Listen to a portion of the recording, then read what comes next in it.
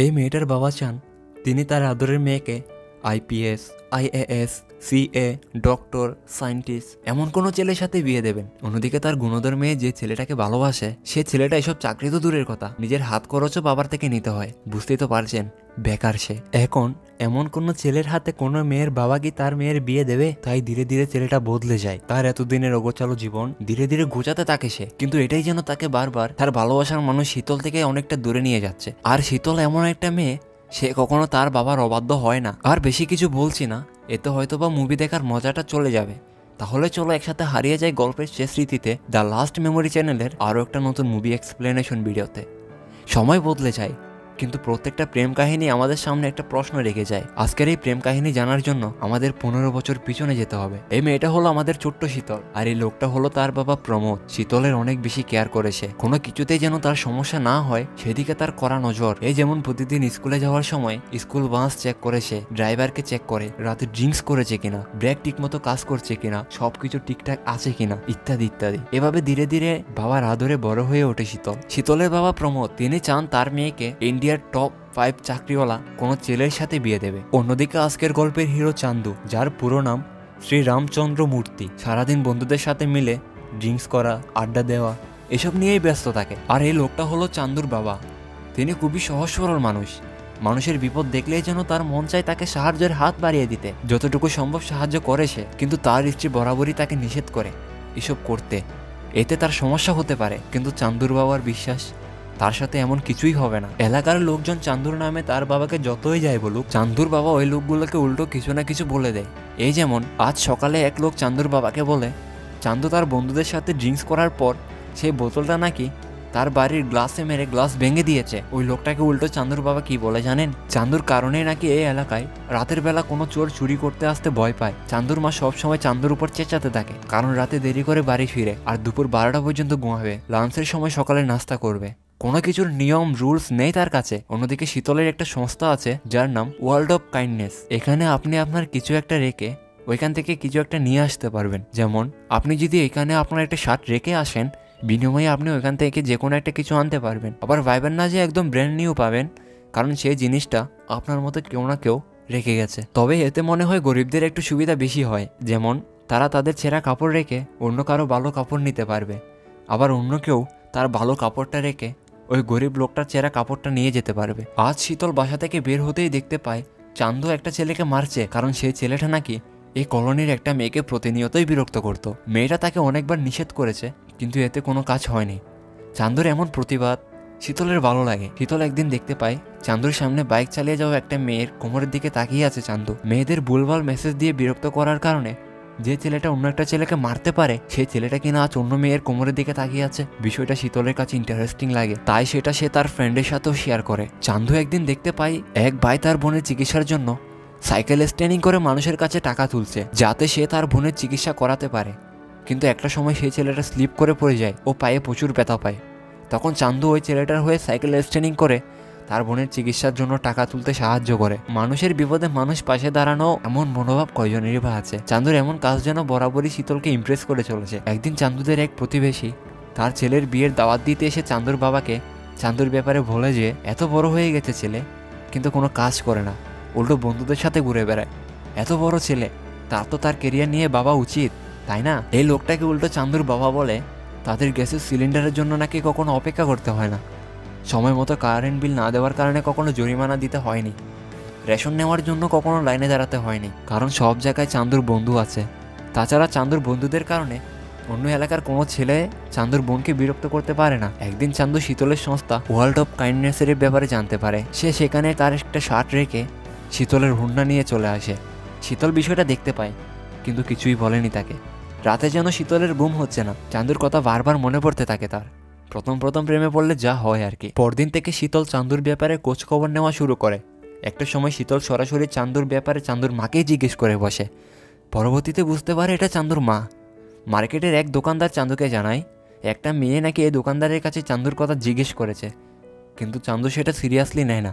কিন্তু একই কথা যখন বারবার বেশ কয়েকজনের কাছে শুনতে পায়, তখনই তার মনে পড়ে তার মাও তাকে বলেছিল মার্কেটে নাকি একটা মেয়ে চান্দুর ব্যাপারে জিজ্ঞেস করেছে। কিন্তু চান্দু তো বুঝতে পারছে না কে সে, যে তার ব্যাপারে এভাবে খোঁজ নিচ্ছে।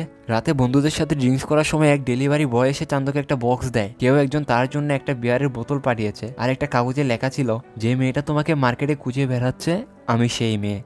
রাতের বেলায় এক মেয়েকে একা দেখে চান্দু মেয়েটাকে বলে, রাত হলে নাকি এই রাস্তাটা মেয়েদের জন্য সেফ নয়, যদি একটা মেয়ের কোনো রকম সমস্যা হয় তবে সেই দায়ভার চান্দু ও তার বন্ধুদের কাঁধে এসে পড়বে। তাই চান্দু মেয়েটাকে বাসা অবধি দিয়ে আসে, আর এই সব কিছু শীতল দূর থেকে ফলো করছে। আর এই মেয়েটা হলো শীতলের ফ্রেন্ড। পরদিন শীতল চান্দুর জন্য একটা লাভ লেটার দেয়, কিন্তু সেটা সে বুঝতে পারছে না, কারণ এটা কিছুটা কবিতার মতো ছিল। পরদিন চান্দু শপিং মলে তার ড্রেস চেঞ্জ করার সময় পাশের রুমে একটা মেয়েকে বলে সে যেন তার লাভ লেটারটা চান্দুকে পড়ে শোনায়। পাশের রুম থেকে শীতল সেই লেটারটা চান্দুকে পড়ে শোনানোর পর তাকে ফেরত দেয়। চান্দু খুলে দেখে সেই মেয়েটা এই লাভ লেটারে কিস করেছে। চান্দু বুঝতে পারে এটাই সেই মেয়ে যে তাকে লাভ লেটার দিয়েছে। চান্দু আর অপেক্ষা করতে পারছে না সেই মেয়েটার জন্য, খুঁজতে থাকে পুরো শহর, কিন্তু চান্দু তো ওই মেয়েটাকে দেখেনি। তবে কিভাবে পাবে তাকে? একদিন চান্দু একটা আয়নায় সেই ভালোবাসার চিহ্নটা দেখতে পায়, যেটা তাকে দেওয়া লাভ লেটারেও ছিল। চান্দু বুঝতে পারছে না কে সে, যে তার এত কাছে থেকেও চান্দুর চোখে পড়ছে না। তখনই হঠাৎ জানলার ওই পাশ থেকে শীতল চান্দুকে কিস করে বসে। এতদিনের চেষ্টার পর আজ চান্দু সেই মেয়েটার খোঁজ পেয়েছে। এই মেয়েটাকেই তো সে এতদিন খুঁজেছিল। একটা গানের মাধ্যমে দেখাতে থাকে দুজন দুজনের কাছে আসা, একসাথে সময় কাটানো, আরো অনেক কিছু স্মৃতি। একদিন একটা ছেলে চান্দুর সামনে শীতলকে টিস করতে থাকে। এখন চান্দু কি চুপ থাকবে? এক এক করে মারতে থাকে সবাইকে। তাদের মারতে গিয়ে একটা সময় চান্দু শীতলের বাবার গাড়ির গ্লাস ভেঙে ফেলে, যেটা দেখে শীতলের বাবা ভয় পায়। কলোনিতে নিজেকে নিয়ে বাবার মানুষের অভাব নেই, কিন্তু সবাইকে নিয়ে ভাববে এমন মানুষ কয়জনই বা আছে। চান্দুর মাঝে সেই জিনিসটা দেখেছে শীতল। চান্দু জানে কিভাবে মানুষের পাশে দাঁড়াতে হয়। একদিন শীতলের জন্য একটা বিয়ের প্রস্তাব আসে। তখনই তাদের বাড়ির কাজের মহিলা একটা ব্রেসলেট পায়। সেটা সে রুম ঝাড়ু দেওয়ার সময় পেয়েছে। শীতলের বাবার মনে পড়ে যায় সেই দিনের কথা। এই ব্রেসলেটটাই তো সে চান্দুর হাতে দেখেছিল। শীতলের বাবা চান্দুর সাথে দেখা করে। শীতলের বাবা চান্দুকে বলে সেজন্য শীতলকে ভুলে যায়। আর তাছাড়া শীতলের বাবা শীতলের বিয়ের জন্য ছেলে পছন্দ করেছে। শীতলের বাবা মনে করে শীতল এই ছেলেটার সাথে ভালো থাকবে, কিন্তু চান্দু জানায় এই দুনিয়ায় শীতলকে তার চেয়ে বেশি কেউ ভালো রাখতে পারবে না, তার মতো কেউ ভালোবাসতেও পারবে না। চান্দুর কাছে কোনো জব নেই। কোন বর্ষায় শীতলের বাবা শীতলকে তার হাতে তুলে দেবে? কিন্তু চান্দু জানায় তার কাছে শীতলের জন্য যে ভালোবাসা আছে, এই ভালোবাসাই নাকি যথেষ্ট। চান্দুর সামনে শীতলের বাবা চান্দুর বাবাকে কল করে জানায় তার কাছে একটা ভালো ছেলে আছে। ছেলে হিসেবে সে যথেষ্ট ভালো, ফ্যামিলিও ভালো, তবে ছেলে কিছু করে না। এখন এমন ছেলের সাথে কি চান্দুর বাবা তার মেয়ের বিয়ে দেবে? চান্দুর বাবা সরাসরি না করে দেয়। এমন বেকার ছেলে, তার সাথে কিভাবে সে তার মেয়ের বিয়ে দেবে? চান্দুর বাবা বলে এমন একটা ছেলে যে কিনা এখনো বাবার টাকায় চলে, এমন ছেলের তো বিয়ে করার কথা চিন্তা করা উচিত নয়। শীতলের বাবা চান্দুকে কিছু কথা বলে। চান্দুর বাবা শীতলের বাবা এদের চিন্তাধারা ভুল নয়। একটা ছেলে একটা মেয়ের ভালোবাসা পাওয়ার জন্য যতটুকু কষ্ট করে, তার অর্ধেক কষ্টকে নিজের কেরিয়ারের জন্য করতে পারে না? প্রত্যেকটা বাবা চান তার মেয়ে যেন ভালো জীবনসঙ্গী পায়। মেয়ের বাবা যদি ভরসা হয় সেই ছেলের উপর, তবেই তো সে তার মেয়েকে ছেলেটার সাথে বিয়ে দেবে। শীতলের বাবা চান্দুকে জানায় যদি কোনো মেয়ের বাবা তার মেয়ের জন্য চান্দুকে সিলেক্ট করে, তবেই যেন চান্দু বুঝে নেয় যে সে বদলে গেছে। এরপরে যেন চান্দু শীতলের বাবার সাথে দেখা করে। চান্দু বুঝতে পারছে কোনো মেয়ের বাবাই তার মেয়েকে একটা বেকার ছেলের হাতে তুলে দিতে পারে না, তাই চান্দুর পরিবর্তন হওয়া প্রয়োজন। এভাবে তো আর জীবন চলে না। সেদিন থেকে চান্দু চেষ্টা করে নিজেকে পরিবর্তন করার। যে ছেলেটা রাত করে বাসায় ফিরতো, সে এখন রাত হওয়ার আগেই বাসায় ফিরে আসে। যে ছেলেটা 12টার আগে ঘুম থেকে উঠতো না, সে ভোর সকালেই ঘুম থেকে উঠে যায়। একদিন কিছু লোক এসে চান্দুর বাবার সাথে খুবই খারাপ ব্যবহার করে। তাদের এলাকার এক লোক তার মেয়ের বিয়ের জন্য এই লোকটার থেকে 5 লাখ টাকা নিয়েছিল, আর তার জামিনদার ছিলেন চান্দুর বাবা। এই লোকটা পালিয়ে গেছে, তাই সব দায় চান্দুর বাবাকে নিতে হবে। চান্দুর বাবা ওই লোকটাকে বিশ্বাস করেই তার জামিনদার হয়েছিলেন, কিন্তু তার বিশ্বাসের এই দাম। ভালো মানুষের সাথে কেন এমনটা হয় আমি জানি না। বরাবরই ভালো মানুষগুলোর সাথেই মানুষ বিশ্বাসঘাতকতা করে। চান্দু বাসায় ফিরে দেখতে পায় এই লোকগুলো তার বাবার কলারে হাত দিয়েছে। চান্দু ওই লোকটাকে মারতে গেলে চান্দুর মা এসে চান্দুকে মারে, আর চান্দুর মা ওই লোকটাকে কথা দেয় সময় মতো সে তার টাকা ফেরত দিয়ে দেবে। কিছুদিন আগে চান্দু তার এক বন্ধুকে তার চাকরির জন্য বলেছিল, কিন্তু তার বন্ধু জানে সে কি রকম, তাই চাকরি দিতেও ভয় পায় সে। তাই চান্দু সরাসরি তার বসের অফিসে দেখা করে। এই কোম্পানি পুরাতন বাড়ি কিনে নতুনভাবে কমপ্লেক্স তৈরি করে। সেদিন ওই বস এক লোকের সাথে কথা বলছিলেন, তাকে দ্বিগুণ টাকা দেওয়া সত্ত্বেও লোকটা তার বাড়ি দিতে চায় না। এই বাড়িতে নাকি তার স্ত্রীর অনেক স্মৃতি আছে, যা কখনোই সে বিক্রি করতে পারবে না। যতদিন বেঁচে আছে এগুলোই আঁকলে রাখবে সে। কিন্তু তখন চান্দু ওই লোকটাকে বুঝিয়ে বলে যে আপনার এই বাড়ি বিক্রি করার প্রয়োজন নেই, আপনি আপনার বাড়ি ডেভেলপ করার জন্য স্যারকে দিতে পারেন, এতে আপনার স্ত্রীর নাম কখনো মুছে যাবে না, বরং অনেক বড় কমপ্লেক্স তৈরি হবে। চান্দুর কথায় লোকটা ভরসা পায় এবং সে ডেভেলপ করার জন্য তাদের কোম্পানিকেই দিয়ে দেয়। চান্দুর এরূপ কাজের দক্ষতা তার বসের ভালো লাগে, তাই তাকেই কালকে থেকে চাকরিতে জয়েন করতে বলে। পরদিন শীতল চান্দুর বাড়ি গিয়ে দেখতে পায় সে অফিসে যাওয়ার জন্য রেডি হচ্ছে।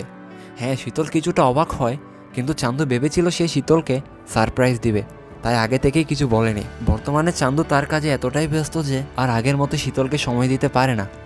এখন কফি শপেও আগের মতো অনেকটা সময় কাটাতে পারে না। শীতলকে চান্দু বাসা অবধি পৌঁছে দিতেও পারে না, অফিসের প্রয়োজনে তাকে চলে যেতে হয়। একসাথে কোথাও ঘুরতে গেলেও সেখানে অফিসের চিন্তা, বসের কল, সবকিছু যেন চান্দুকে শীতল থেকে পর করে দিচ্ছে। চান্দু এখন আর আগের মতো নেই, চান্দু বদলে গেছে। শীতলকে কেউ খারাপ কিছু বললে চান্দু এখন আর আগের মতো ঝামেলা করে না। অন্যদিকে চান্দুর সেই প্রতিবেশী, সে আজ চান্দুর বাবার কাছে চান্দুর সাথে তার মেয়ের বিয়ের প্রস্তাব দেয়। চান্দুর মনে পড়ে সেদিন শীতলের বাবা তাকে বলেছিল, যদি কোনো মেয়ের বাবা তার মেয়ের সাথে তোমার বিয়ে দিতে চায়, সেদিন যেন চান্দু মনে হয় সে পরিবর্তিত হয়েছে। চান্দুর প্রতিবেশীকে নিয়ে সে শীতলের বাবার সাথে দেখা করে। চান্দু শীতলের সাথে দেখা করতে যায় তার বাড়িতে, শীতলকে তাদের বিয়ের ব্যাপারে বলে, কিন্তু শীতল জানায় চান্দু বদলে গেছে, আগের মতো নেই, স্বার্থপর হয়ে গেছে।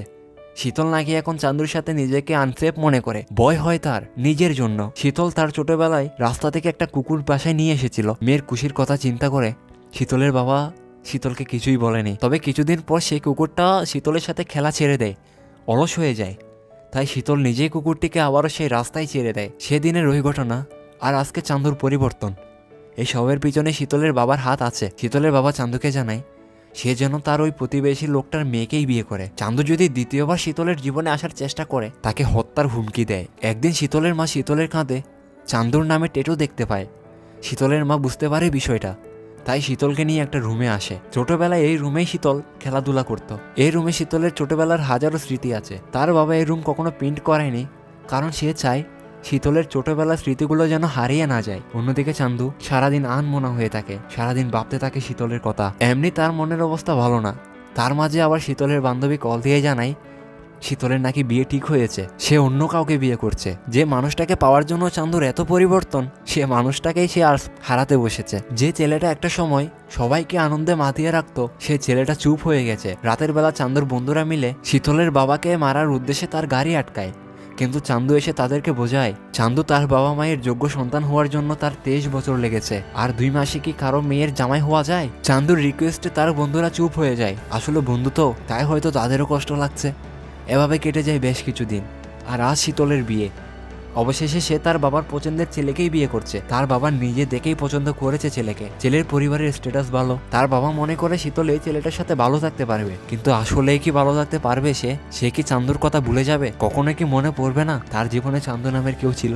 বিয়ে প্রায় শেষ পর্যায়ে। শীতলকে মঙ্গলসূত্র পরানোর সময় শীতলের বাবা বিয়েটা সম্পূর্ণ হওয়া থেকে আটকায়। শীতলের বাবা জানায় তার মেয়ের বিয়ে তার পছন্দের ছেলের সাথে হওয়ার পরেও কিছুদিন যাবত নাকি সে মানসিকভাবে ভালো নেই। শীতলের ধারণা ছিল তার বাবা শীতল আর চান্দুর ব্যাপারে কিছুই জানে না, কারণ তার বাবা কষ্ট পাবে ভেবে সে তার বাবাকে চান্দুর সম্পর্কে বলেনি। কিন্তু শীতলের বাবা শীতলকে জানায় চান্দুর এই পরিবর্তনের পেছনে তারই হাত আছে। সেদিন চান্দু শীতলের বাবাকে বলেছিল, আপনি আপনার মেয়ের সাথে একটা পারফেক্ট ছেলের বিয়ে দিতে চান, কিন্তু সবাই সব দিক দিয়ে পারফেক্ট হয় না। বিয়ের জন্য স্বামী স্ত্রীর পারফেক্ট হওয়াটাই প্রয়োজন। একজন বাবা তখনই হেরে যায় তার মেয়ের সবচেয়ে আনন্দের মুহূর্তে, যখন তার চোখে কষ্টের জল দেখা যায়। আর আজ শীতলের বাবা শীতলের চোখে জল দেখতে পেয়েছে। শীতলের বাবা চান্দুকে সব সময় ভুল বুঝেছে। সেই সবকিছুর জন্য শীতলের কাছে ক্ষমা চায়। শীতলকে বলে সে যেন চান্দুর কাছে ফিরে যায়। এই সমাজ, এই সম্মান, সবকিছুর চেয়ে তার কাছে তার মেয়ের খুশিটাই বড়। অন্যদিকে চান্দু তার ইম্পর্টেন্ট একটা কাজে বের হয়েছে। একটা ঋণ তার শোধ করতে হবে। সেদিন রেস্টুরেন্টে কিছু ছেলে শীতলকে খারাপ কিছু বলেছিল, কিন্তু সেদিন চান্দু কিছু না করেই চলে যায়। কিন্তু এই ঋণের দায় যেন সে আর বইতে পারছে না,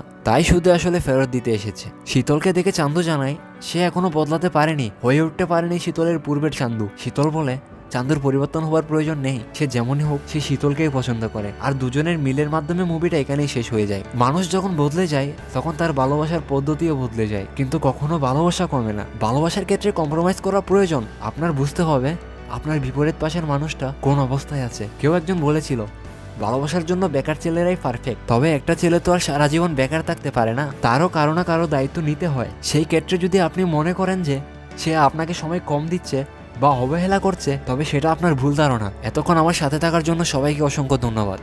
মুভি এক্সপ্লেনেশন কেমন লাগলো তা অবশ্যই জানাবেন।